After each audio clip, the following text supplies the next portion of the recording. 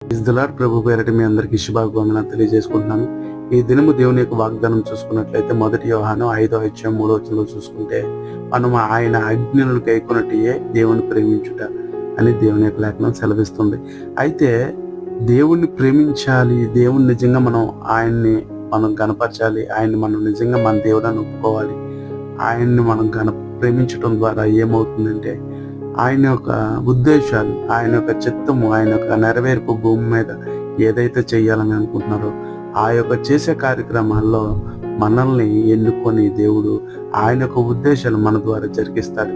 ఎప్పుడు అంటే, మనం ఆయన ఆజ్ఞల్ని, ఆయన యొక్క చిత్తాన్ని ఎప్పుడైతే మనం గైకొంటామో, ఇష్టపడతామో, ప్రేమిస్తామో, అప్పుడు నిజమైన దేవుణ్ణి మనం అంగీకరిస్తున్నట్టు, ప్రేమిస్తున్నట్టు, అటువంటి ధన్యతలకు మనం అందరం కూడా ఎప్పుడైతే వస్తామో, నిజమైన దేవుని మనం ప్రేమించేవారు అవుతాం, దేవుని యొక్క ఆజ్ఞను మనం పాటించేవారు అవుతాం. అటువంటి కృపా ధన్యతలు మీరు